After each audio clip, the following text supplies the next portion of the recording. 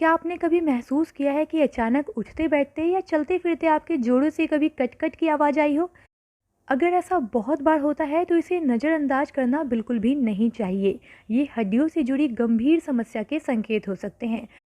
हड्डियों से इस तरह बार बार आवाज़ आने पर डॉक्टरों से परामर्श करें। साथ ही कुछ बताए गए टिप्स को भी आप आजमा सकते हैं। इससे आपको राहत मिलेगी। पहला है दूध पिए।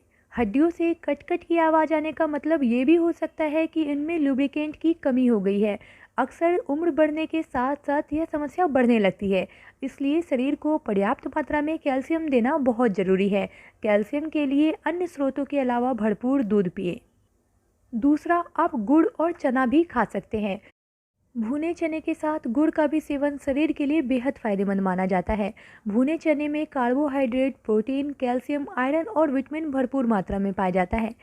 दिन में एक बार गुड़ और भुना हुआ चना जरूर खाएं। इससे हड्डियों की कमजोरी दूर हो जाएगी और कट कट की आवाज़ आने भी बंद हो जाएगी। अगला है मेथी दाना। मेथी दाने का सेवन हड्डियों के लिए फायदेमंद होगा। इसके लिए रात को आधा चम्मच मेथी दाना पानी में भिगो दें। फिर सुबह मेथी दाने को चबा चबा कर खाएं। साथ ही इसके पानी को भी पी लें। नियमित रूप से ऐसा करने से हड्डियों से आवाज़ आना बंद हो जाएगा।